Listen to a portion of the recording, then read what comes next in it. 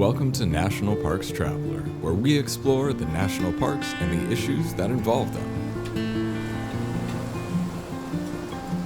Bears tend to scare us when we're outdoors and they're not behind steel bars, particularly grizzly bears.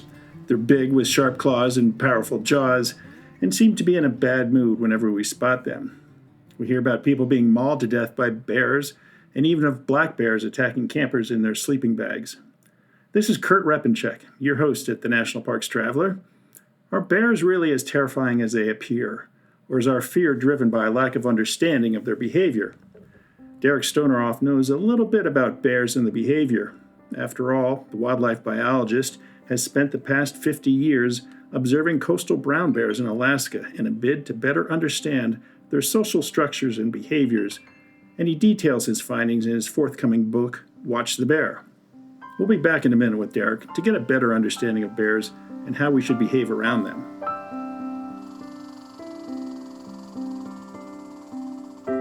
The Grand Teton National Park Foundation is a private, nonprofit organization that supports projects that protect and enhance Grand Teton National Park's cultural, historic, and natural resources.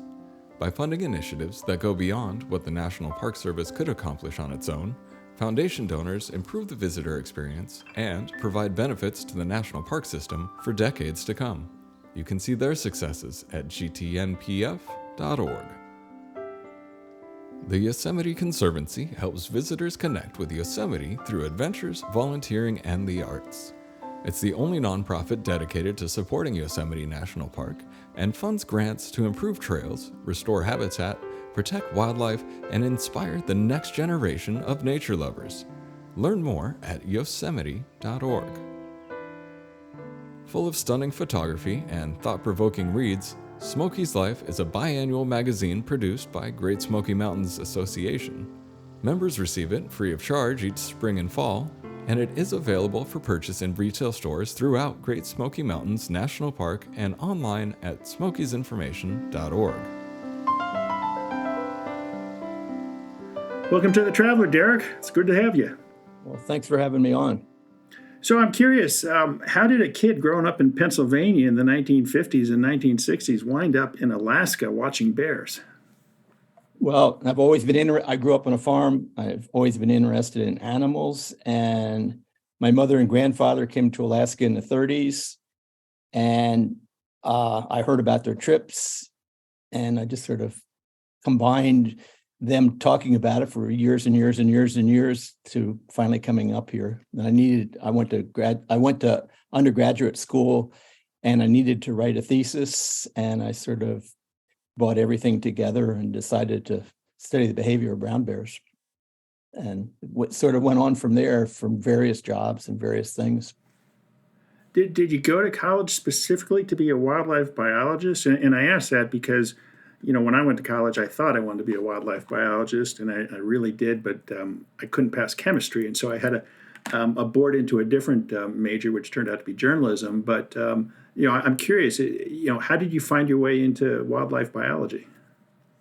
I went to college just for the sake of going to college, I'm sorry to say. I didn't go for a couple of years after I got out of high school just to sort of change a few things. But I just was always interested in science, and I've always liked to read, been a great reader. And I just everything sort of came together. And I got interested in ethology, or on my own, the science of animal behavior. Some people consider themselves animal behaviorists. Other people consider themselves ethologists. And I just kept on reading and really liked what I read and saw what was sort of going on at that time, and sort of went on from there. I'd already been to Alaska, and I'd been working up here before. So just seemed like a really good adventure and a really good thing to write your thesis about, and a really good thing to continue to explore. So that's what I did. Well, reading your book, I can understand why. Now, I'm wondering, was I correct in my introduction when I said bears are misunderstood by the human population? I think a lot of people misunderstand bears. I think the bears got to have a really bad press in some areas, and there's some industries that would like to keep them being fearsome beasts, so they make worthwhile targets, and they do hurt people sometimes, and they have a bad rep. And if I hopefully stress in my book that if they're treated right, and if we sort of think of them at what they really are, that perhaps we can get along with them that way. But they're something to be respected, and they are aggressive among themselves and can be aggressive towards people. The final part of the book is a long time ago. It's been close to 20 years ago. I did a project for Audubon Society and the U.S. Fish and Wildlife Service called Living in Harmony with Bears. And we wrote a booklet. And we had a lot of things in bear safety in that booklet, but it stressed, learning about bears, and then sort of taking the best defense to get along with bears is actually learning about them and learning what they do. So that's what I tell in this book. Yeah, I'm curious. In your book, you state that the commonly held belief that bears were unpredictable was a myth. Why is that? Well, I think it's unpredictable because we can't understand anything about them. They're only unpredictable to people that haven't really taken the time to sort of learn about bears. The bears are not unpredictable. They communicate with each other in very predictable ways. And one part of the book is there that the bears do have ritualistic behavior. In other words, you can tie different behaviors together in a sort of a stream, and bears will do them in a predictable way. But bears are not unpredictable in the slightest little bit. It's just that we think they're unpredictable because we don't understand what's going on. I have to stress one thing, just to anybody that's listening to you. I am not a believer in human sacrifice.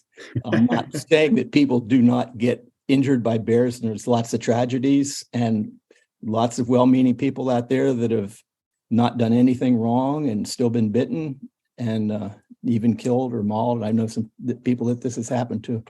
But for the most part, these incidences, we can sort of put them to bed, and they don't have to occur, but there are going to be surprises and certain things that can happen. And there's some interesting theories out there, and we recognize dialectual differences in behavior in birds, and it's readily recognized that birds in different areas of the same species act differently. Bears go all the way from the North Slope of Alaska. Well, they actually went all the way from North Africa, all the way up through Europe, all the way across Russia, and down to Sonora, Mexico. They're very, very, very successful terrestrial carnivore. But if one says that bears in the North Slope of Alaska behave the same way that bears do in coastal Alaska, where I go to take people to watch bears, I don't know where we would start. It may be that there some of these incidences of aggression by bears have to do with the density that the bears are used to living in. The bears where I go to watch, we take advantage of them feeding in localized areas, very localized areas where the food's abundant. Where the North Slope, the bears are fewer and far between because the food is much more spread out.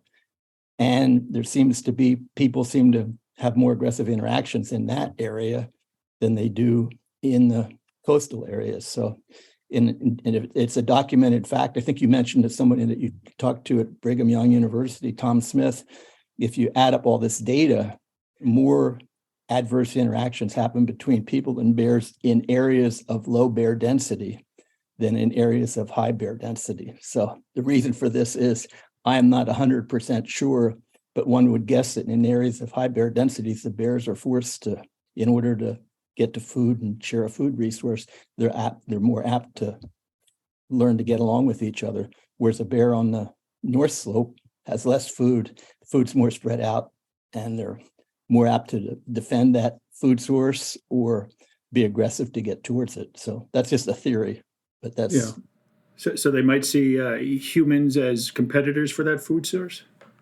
I don't think it's necessarily that, but I think they might be more used to taking it and looking for it. I really don't know the answer. That's just statistically, that's the way it looks, but I don't know the reason for that. Getting back to how we don't really understand bears, is that because we are imposing our social structures onto bears when we spot them in the wild? I think so. And people are apt to be aggressive, and they don't really want an animal to confront them. It's sort of our place out there. It's not the bears. So how do we get around that? That's maybe we can change our behavior a little bit. I don't think we're going to change the behavior of the bears, and although we have. I mean, the bears have habituated bear viewing in Homer, and you're talking about the national parks, mostly in Katmai and Lake Clark National Parks, is about 3 or 4 years ago, the University of Alaska did a economic study, and I believe it was a $30 to $40 million business that was coming out of this town. And right now it's far, far, far more than that. Homer is covered with bear viewing companies, boats going out, airplanes, it goes on and on and on. And basically what these people are going to go see is habituated bears that have habituated to people for one way or another. The most famous place, I'm sure you know about it, Brooks Camp and Katmai National Park, which has many, many, many visitors. And the Park Service has done a wonderful, my wife always cautions me because I always say, oh, the Park Service doesn't know what it's doing. My wife said, they're not really protecting the people, they're really protecting the bears. And they've done it. They've got lots of people going in there. And every day people are paying up out of Homer right now. A bear trip out of Homer for basically 5 hours on the ground is $1,500. So it's not for poor people. And a lot of these flights are just going to Brooks. They drop people off on the beach.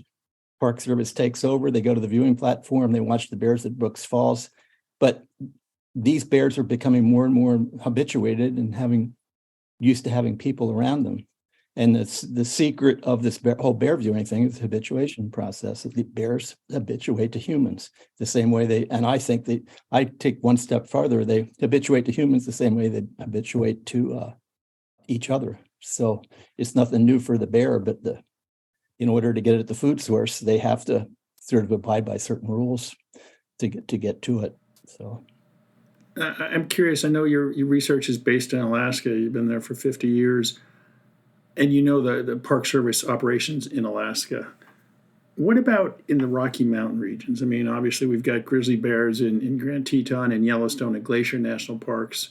Any idea how the Park Service is communicating to visitors how to behave around grizzly bears? I mean, I know, when you go into the backcountry, you have to sit down and watch a video on how to behave around bears and, hang your foodstuffs and whatnot. But is there a good sound message being delivered to help visitors know how to behave in bear country? Well, I'm not really familiar with what goes on in the Rocky Mountain West and what the Park Service is telling people and not telling people. I would assume it's the right message. They seem to have the right message pretty much everywhere. I might disagree with some finer points and stuff like that, but the whole deal, they've had some really good, and they still do. They have some really good people working for them, and I imagine it's the same message. One of the things I'm sure that they stress, I have not seen, the handouts or attended any of the video deal, is keeping the bears out of the food source. You do not want bears and food, don't take it. In my book, I explain that starting with how a female bear does not give food to her cubs. The cubs come and take the food. Bears don't share. That's not part of the whole makeup of bears. They're not great at sharing. So if you have some food, the bear sees as it wants something to eat, the bear is going to come take it. It's not going to wait for you to, feed it out of your hand or something like that. Although I also point out in there, and I saw bears in the Russian circus playing ice hockey. So you could get a bear to feed out. You can get bears to do anything. We can get bears in Katmai National Park at Hallow Bay, which is the famous coastal place in Katmai National Park. I've seen people feed bears down there, and the Park Service is on them right away. It's a hard place for the Park Service to police because it's basically 100 miles away, 125 miles away from park headquarters. And they try to do what they can, but people will do stuff. But anyway, I'll just say that I would imagine the Park Service is giving the proper message. It's keeping food away from bears. You don't want to scare bears. I outlined in the end of the book, you don't want to scare bears. And I have my friend in there, Chris Day, who is the #1 bear person, as I'm afraid. She said, you don't want to be rude to a bear. She uses the word rude, and maybe that's a good term for it. You don't want to be rude to it, and you don't want to scare them. I think that all the new people, it probably happens in the parks. You have mountain bikes and trail runners and long distance hikers. You have to look ahead of you. You have to, if you really want to get along with bears, you have to really be aware that you're in bear country. In Alaska, we say bears can be everywhere. Alaska is bear country, and you can expect to meet a bear most anywhere. So you want to keep your eyes open, and it makes you enjoy your experience a lot more. And that's just what I recommend. If you look and keep your food source away. And we use electric fences. I've used electric fences for 20 years, 25 years. And we've never had a bear go through them. A couple of times I've seen bears touch them with their nose and jump back. We've been 100% successful. We use bear-proof containers for food. And I don't camp in the parks per se right there, but when I am camping in a park, we don't cook and sleep in the exact same area. And there's a lot can be done to alleviate conflict. But as far as surprising, that's, it's, I can't really explain it. It's not good to set up like Timothy Treadwell. Timothy Treadwell, who was, I can tell your viewers, who was tragically killed with his girlfriend in Katmai National Park. And maybe it was bound to happen or not, but he was not camped in a good place. And I knew Timothy vaguely. We did a movie for Audubon at one point. And my friend Chris Day, who's mentioned in the book quite a bit, said Timothy did things we know we all could do, but chose not to. And you can approach big bears if that's what you want to do. You can approach mothers and cubs. You can camp in bad spots. You can do all those things, but why is the question. But I wish I could tell you more about the Rocky Mountain West. I really don't know. I would just assume the Park Service is doing everything that it can do to try not to have adverse interactions between people and bears. Yeah, no, I wasn't trying to disparage the Park Service. I've been going into Yellowstone for 30, 40 years now, and always sat through those videos, and I think it's good information. I was just wondering if there's anything else that they might want to get into. Well, I think if you go another behaviorist, so it's Barry Gilbert. I don't know if you've ever run into him. He got mauled by a bear in Yellowstone, and just talking to Barry, he took over my professor's at Utah State job, and poor Barry. I mean, he was watching the bear, and then she wasn't quite where she thought he was going to be, and she had cubs, and that was it. So some things can happen even to very experienced people. We're talking today with Derek Stonorov. He's a wildlife biologist who has been watching coastal brown bears in Alaska for the last 50 years. He has a new book coming out, Watch the Bear, that helps try and drive home that we have, to a large extent, been misunderstanding bears, and we really need to pay a little bit more attention to bears to appreciate their social structure and to stay safe and to keep the bears safe. We're going to take a short break, and I'll be back in a minute. Listener and reader support make National Parks Traveler possible every day of the year. If you enjoy the Traveler's content, please consider a donation via nationalparkstraveler.org. Acadia National Park is one of the 10 most popular national parks in the United States. It's also one of the smallest and most vulnerable. That's why Friends of Acadia exists. Friends of Acadia is an independent organization of passionate people inspiring those who love this magnificent park to make a real and lasting difference for Acadia. You can make a difference at friendsofacadia.org. Washington State is graced with 3 spectacular national parks, each different and special in their own unique ways.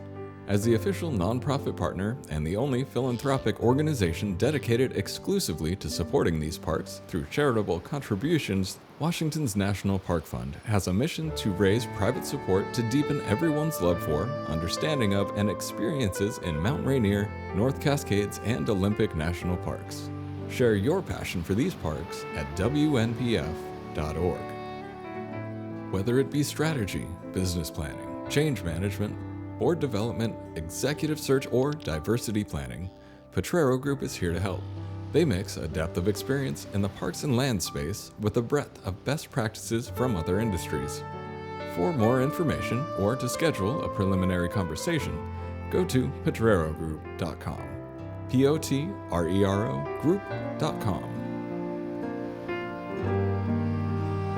All right, we're back with Derek Stonorov talking about his new book, Watch the Bear. Derek, early on in your book, you recount an incident when you were heading back to your cabin along, I believe it's Lake Bekharov? Is that French? Basharov. When you encountered a trio of bears, 2 females and a male, and while the females just watched you from the distance, the male charged. And in response, you charged him. Why did you do that, and how did it turn out? Oh, that's sort of a long story. What we do towards bear, what you do towards number one, it was a subadult bear, and this has happened more than once, and other people have had the same experience. When they're little like that, they're not only trying to learn their place in bear society, they're also don't really know that much about human beings. So, what we always say, he was trying to make me move, and they're just sort of testing you to see what happens if they run towards you. That's what they do towards other bears, mostly ones of their own size. And that's what I feel they do towards humans. And they're just a little bit pushy. Subadults can be really pushy. Big mature bears don't seem to have that similar behavior. So when that bear ran towards me, I figured the best thing to do was to run towards him. And to sort of end this behavior, because after they do it a couple of times, and it's really hard for me to identify bears from year to year to year, but I go to the same place and I feel pretty confident from some bears, but they do this once or twice and then they don't do it again. You get spring cubs every once in a while will come, and yearling cubs are great for approaching the group with not paying any attention to their moms and coming over because is it curiosity? I don't even really know what curiosity is.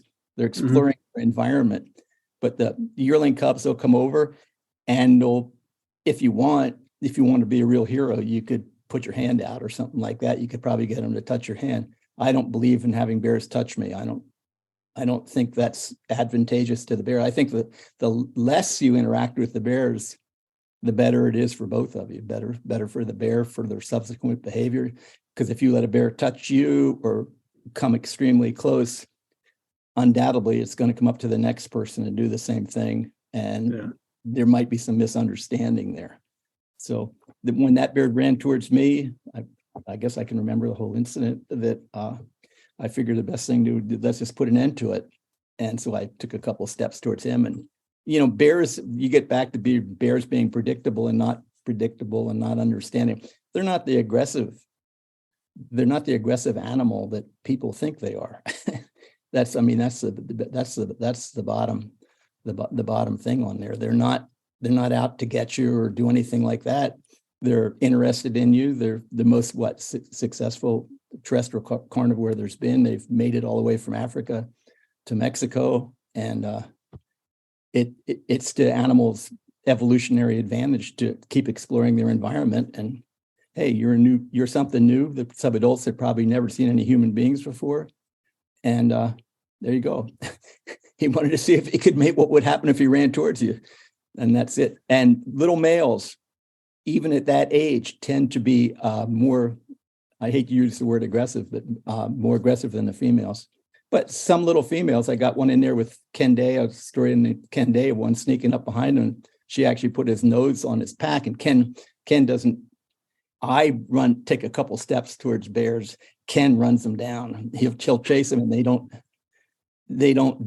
come back and do it again. He had one at Hallow Bay that had been giving people problems down there for like a year, approaching groups and displaying and doing this, that, and everything. And it came up to Ken, and Ken took a couple steps towards him. The bear turned around and started to run a little bit, and Ken ran right after him. And that bear never bothered anybody that I know of down there again. So was this a subadult? Yes, this is a subadult. Oh, okay. He wouldn't charge an adult. Big males, I've never, I've had big males do little hop charges towards me, but I've never been threatened by a big male. So, they tend to be more reclusive, and they're easier to see, and where they're apt to be a little bit better. But I don't know what'll happen to me this summer. I don't know. Well, to that point, later on in the book, when you were working up at McNeil River, now the McNeil River Refuge, you had an interesting encounter with a large boar, so large that you described him as a, quote, full-grown Black Angus steer with an outsized head that you had called Fred, where the bear approached you. What was that all about?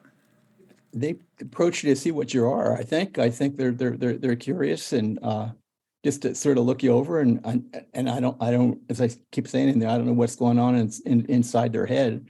I just know that the bear's approaching me and looking at me. And when it gets to be a certain distance away, that I'm uncomfortable with, or I think it's close enough for the bear, I stand up and mention something to the bear that's getting a little bit too close or something like that. But that bear that came up in Fred, I can't remember the whole incident that well right at the moment. I have to go back to the book, but he wasn't acting in an aggressive manner. Right. It's not like a bear coming up to you and displaying, like an earlier one in there with my wife. I have that first story when my wife and I had a bear confront us right in the middle of the creek, and that's a whole different deal than that. Then Fred coming up and looking me over, and he's a big bear, and of course he's big. It's a lot bigger than I am, so it's it just to say that it's not an unnerving experience. It is for me still. Some people can, Doug Zeus and used to Bart the Bear, or the old Bart the Bear, he'd probably feel a lot more different. He'd say, this is really cool. He'd probably be a lot more calmer than I am because he's actually touched up more bears than I have. But well, I really enjoyed. I mean, you said, you just stood up and said, close enough. Yeah. And Fred's like, all right, sounds good. I'm out of here. But they're not, I think you're getting back to the point about, bears being predictable and unpredictable. They're just not quite what we think they are. They can be very timid animals. I mean, if you really want to sit around and watch bears, you have to really say, hey, I'm going to sit around and watch bears. I'm going to be predictable. I'm going to sit and be calm, and then they start to do things. Yeah, I remember once me and a couple buddies were camping down the south arm of Yellowstone Lake, and we'd come ashore to our campsite, and there was kind of a rainstorm, so we pitched our tents, and we were going to sit out the rain, and there was a huge meadow, I don't know, 300 yards, a quarter mile away, and when we got out of the tents, I could see there was a grizzly bear over in this meadow, and just working over the meadow, digging for grubs or whatever. And my one friend was really terrified of bears, and he's like, "Oh my gosh, really a bear?"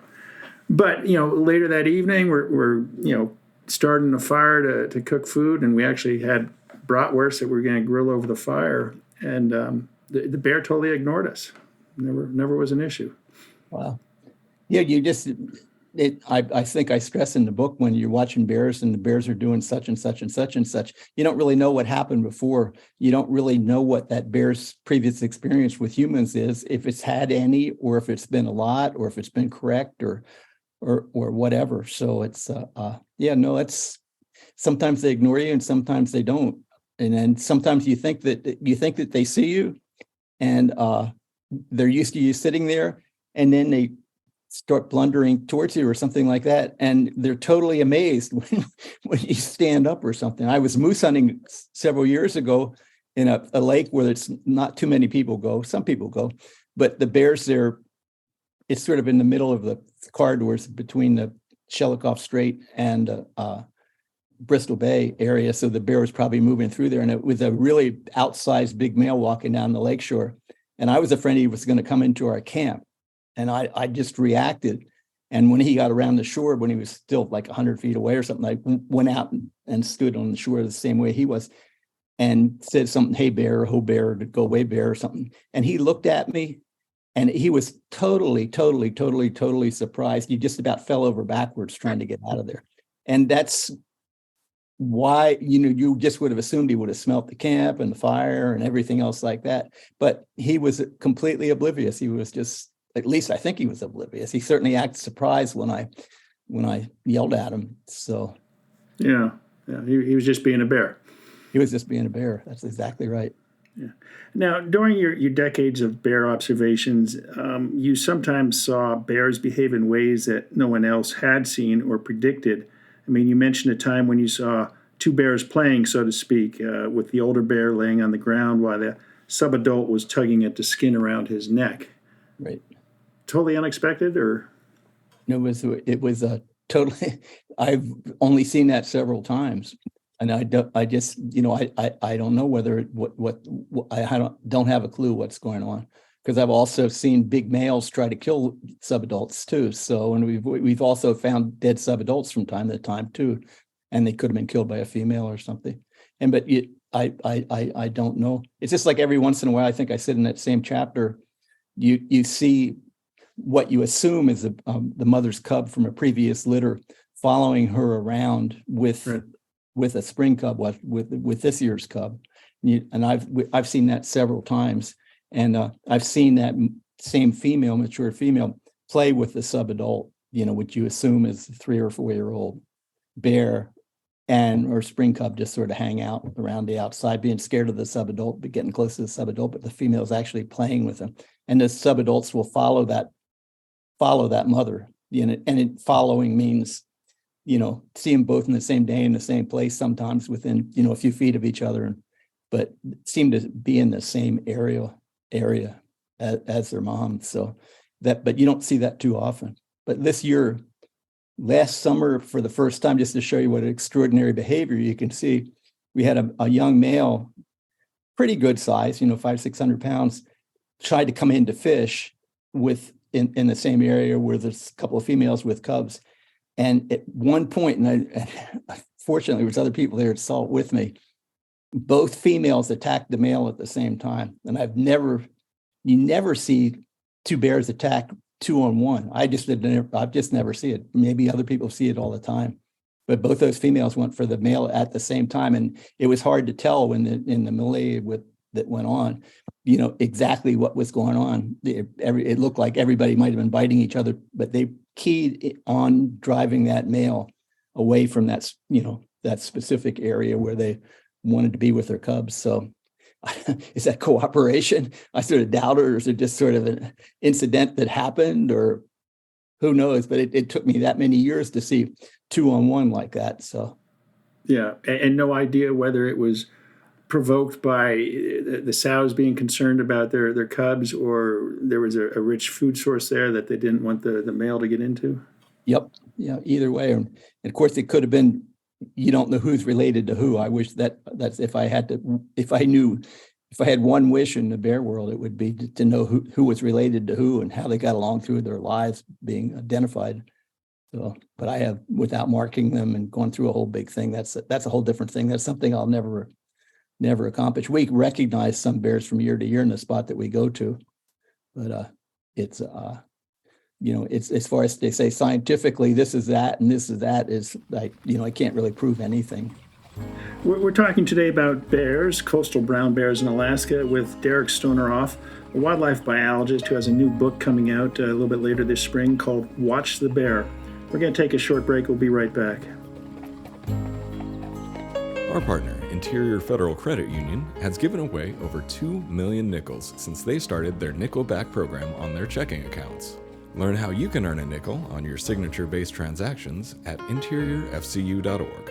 Federally insured by NCUA. The Blue Ridge Parkway Foundation is the primary nonprofit fundraising partner for the Blue Ridge Parkway. It is made up of people who have a deep love for this majestic road and want to ensure that its natural beauty and the experiences it offers endure for generations to come. Show your appreciation at brpfoundation.org. The Everglades Foundation, the only organization whose sole mission is to restore and protect America's Everglades. Learn more at evergladesfoundation.org.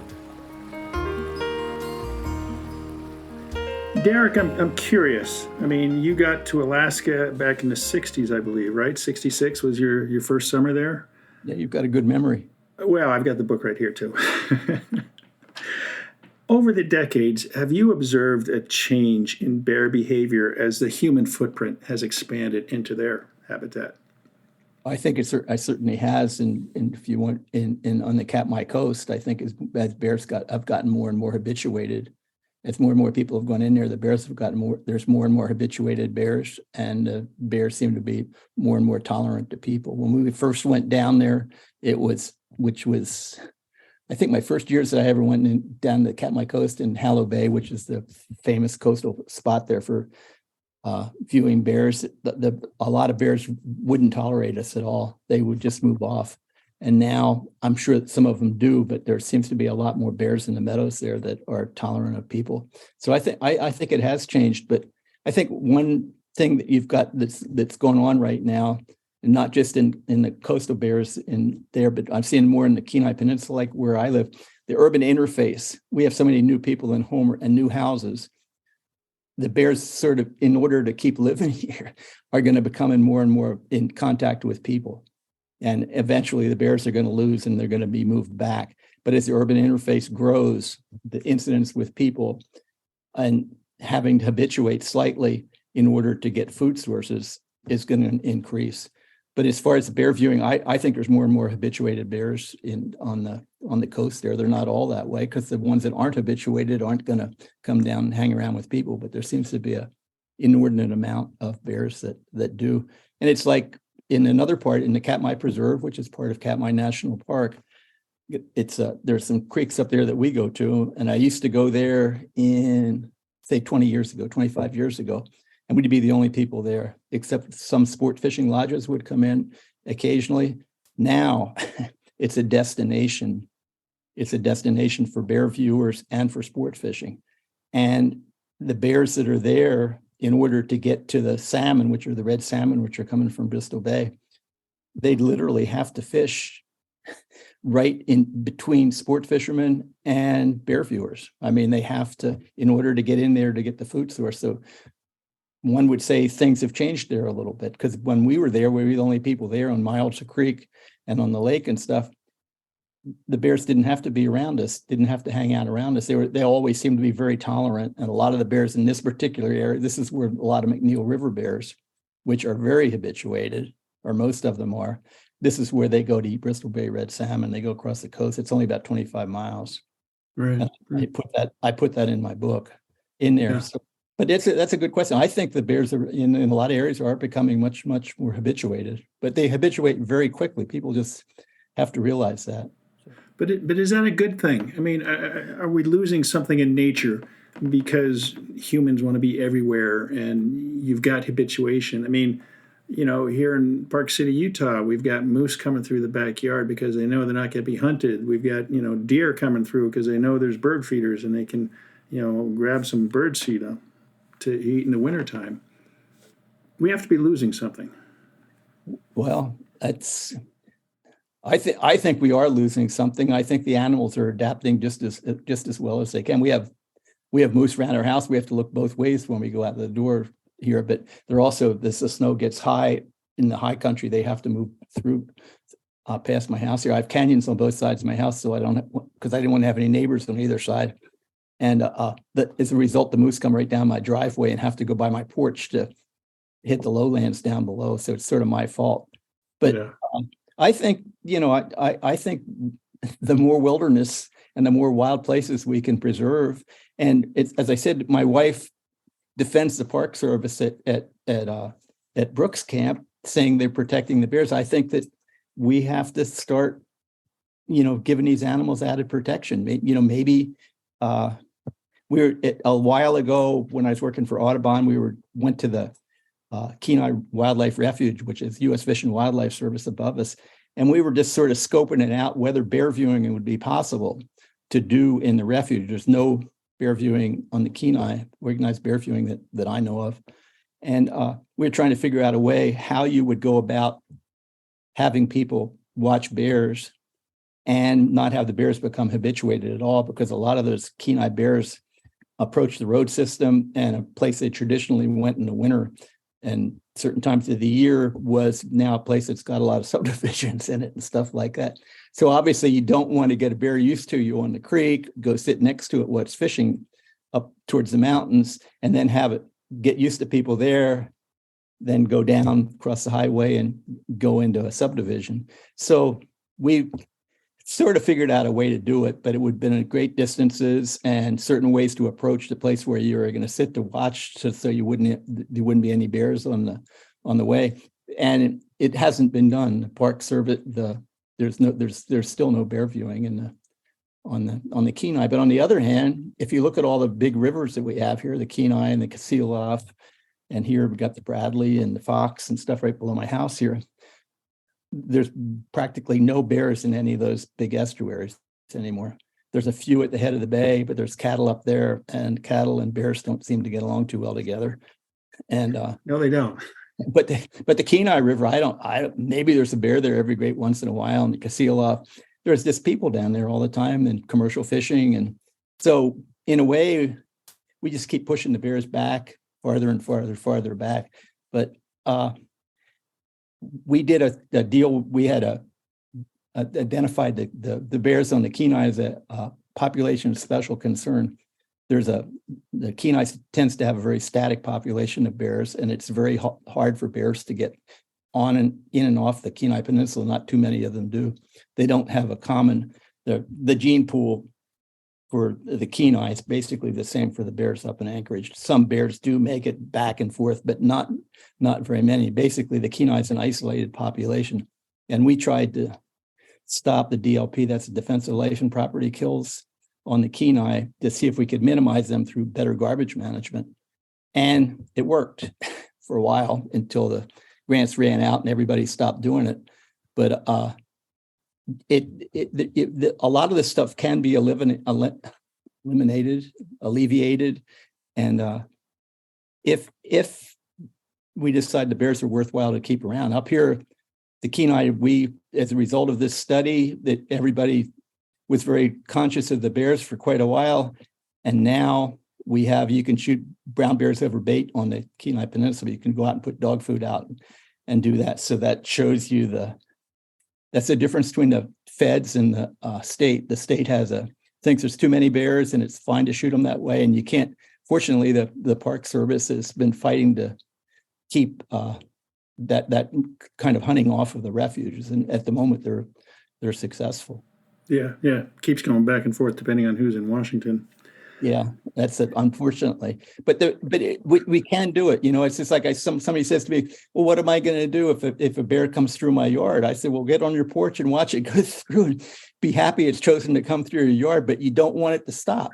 You don't want to have food there. You don't want to have a reason for it to hang out around your house, because then your neighbor's going to shoot it. Is what happens here. But if they'll just keep right on moving by, that's just fine, Well, I'm curious, and we touched on this a little bit earlier in our conversation. Can we apply what you've observed in the coastal brown bears of Alaska to the behavior of grizzly bears in the Rocky Mountains? I don't know. I would assume that they have the same kind of social structure, and I would assume that they communicate the same way. But I think that I don't know about the density of bears there. I don't know about the food sources, and I don't know about the humans. But hopefully, it would be a good start in that right direction. I don't know if you remember the most famous book on bear attacks is Dr. Steve Ferrero at Calgary. Sure. He's a wonderful person and probably knows more about bears than anybody else. And I wish he could answer that question, but he's got the same stuff that he wrote in his first book, Bear Attack books, about the behavior of bears, and that's what he thought. I think there's great similarities, but I think there's environmental influences on the way a bear is going to behave. Yeah, I've seen some situations, coming down from Yellowstone into the John D. Rockefeller Memorial Parkway. Once there was a bear, and I don't know if it was a sow or a boar, on a hillside over the road, and 20 yards away, 30 yards away, and of course you had a bear jam of people, and the ranger there was trying to control the people, and the bear just did what bears do. It was totally not interested in the human beings watching it. What are the keys to being safe in bear country? I mean, at the end of your book, you list a bunch of a bunch of suggestions on how people should behave around bear country. And one thing I love that you put in there, and you're quoting Dr. Herrero again, is pepper spray is not brains in a can. Yeah, I can't. That's definitely Steve. That's not me. That's for sure. Yeah, and it isn't. I think it's a good thing to have with you. And sometimes we have flares. Just if I have a whole bunch of people, or the person I go out with is responsible for his group, they're all his clients. I just sort of get to tag along. They take flares. He's never had to use one, but your insurance company would sort of frown on you if you didn't have any kind of deterrent with you and something happened to somebody, which is oddly, that's in the bear viewing business. That's a real consideration nowadays, your insurance company. I'm a firm believer. I think the first thing that you start with is learn about bears, learn about what you're going to be doing out there, and sort of rehearse the fact what you're going to do if you do meet a bear. I think those two things are the sort of the key to getting along with bears in basically a wilderness situation. But I can't stress enough, what's the previous experience of the bears? Has it had bad experiences? Has it been into food? It's, what was it doing 15 minutes before you got there? It might have been going through somebody's camp that wasn't there and looking for hamburger. And they are incredibly smart animals. And I've always had dogs. I've had hunting dogs, and my lab's asleep on the right here at the moment, and he's a big field trial dog. And bears put dogs to shame as far as intelligence, and when you're watching them figure out how to do things, and they're very, very, very intelligent animals. If I get back to the analogy of the bear in the Russian circus with ice skates on, ice hockey stick on its back legs, I can't even teach my dog to walk on its back legs, and I think he would like to do that.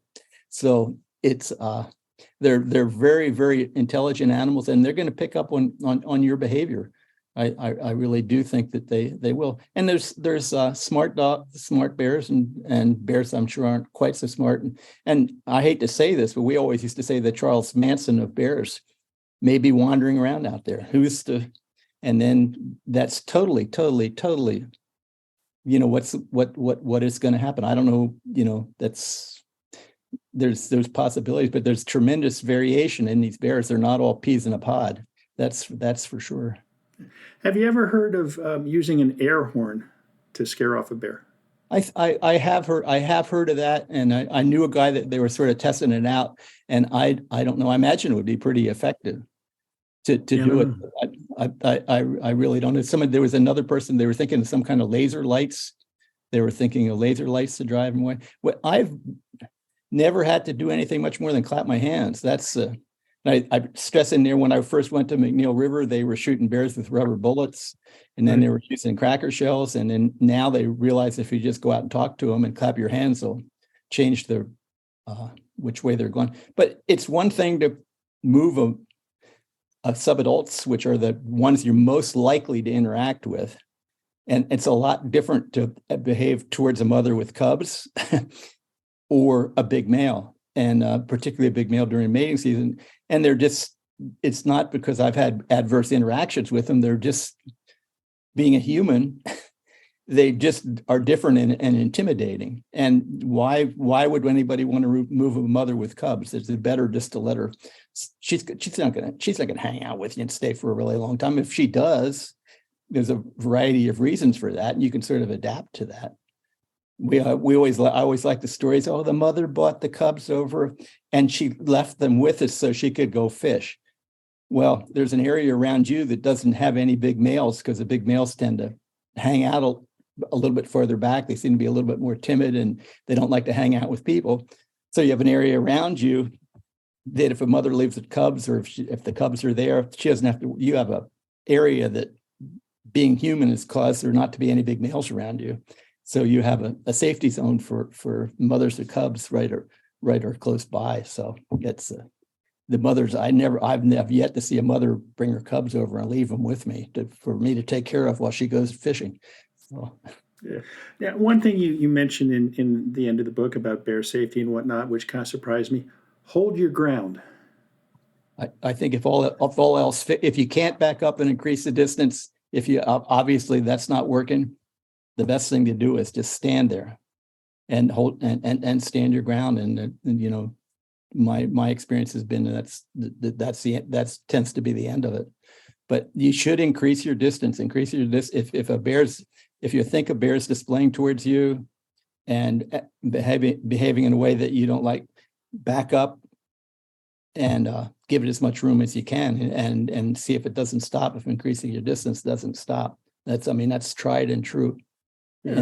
And if worse comes to worse, stand your ground, and hopefully the bear that's going to end it too.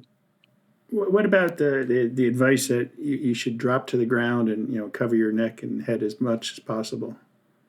My thoughts on that is that's probably a really good, not probably, it's a good idea, but you should wait until the bear makes contact with you before you do that. That should be your last resort that you're going to do. That's when the bear is actually attacking you. Outside of that, I would try to scare the bear off right before it made contact with me. I'd probably, when the bear was just a foot away or a couple of feet away, and you were pretty sure it was going to bite you or that something was going to happen to you within the next couple of seconds, then you can start yelling and screaming or whatever it's going to come. But if the bear is going to, if you are being attacked, certainly you want to lay on your stomach and cover up your vitals and everything else. And most attacks seem to be pretty short, but you know, there's tragedies out there, and they're big animals, and that's about all I can say. But the learning about them, I think that's the best key.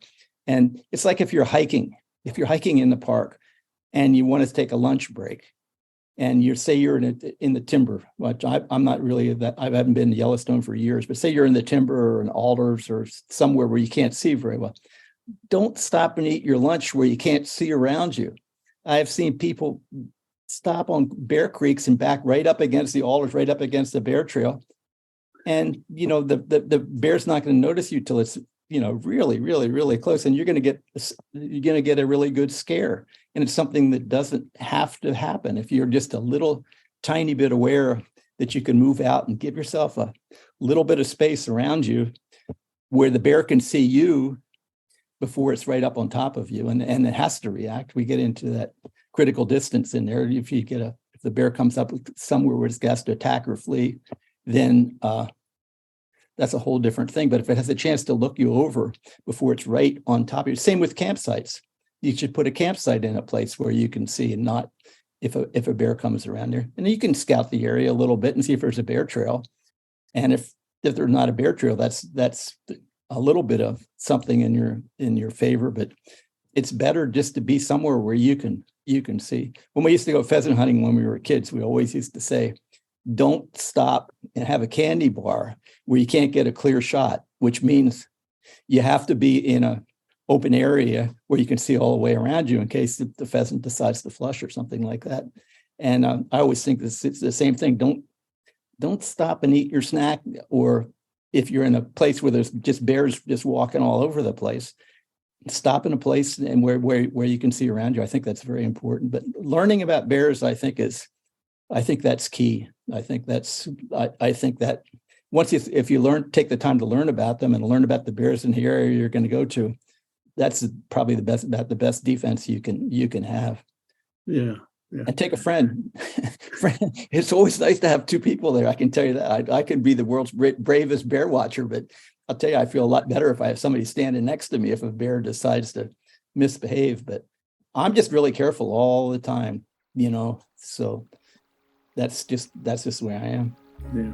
Well, Derek, thanks so much for joining us today. It's a wonderful book, very enjoyable from the anecdotes that you share, but also from the wisdom that you share in terms of bear behavior. Again, this is Derek Stonorov, a wildlife biologist who has been watching coastal brown bears in Alaska for 50 years. He has a new book coming out later this spring called Watch the Bear. Derek, thanks again. Okay, well, thank you very much. Thanks for having me on. That's our show for this week. We hope you enjoyed it. Derek's book, Watch the Bear, is scheduled to arrive in May. Watch for it. Next week, are you wondering what's the latest in Big Bend National Park? Join us as Lynn Riddick sits down with Park Superintendent Bob Kremenacher to hear about construction and communications projects staffing, wildlife, and wilderness expansion issues. She'll have all the latest. For The Traveler, this is Kurt Repenchek. See you in the parks.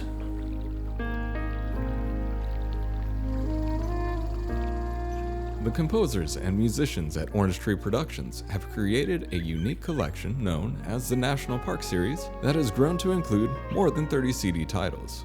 Composed against the backdrop of a park's sounds of nature, these musical scores will connect you with these beautiful places and take you there, at least in your mind.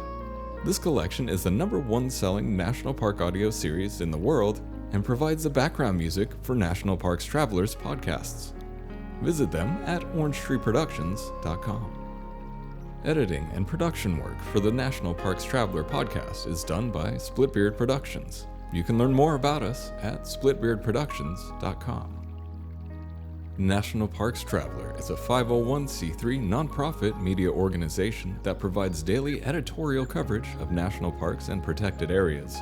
Traveler's coverage is made possible by reader and listener donations. Visit us at nationalparkstraveler.org.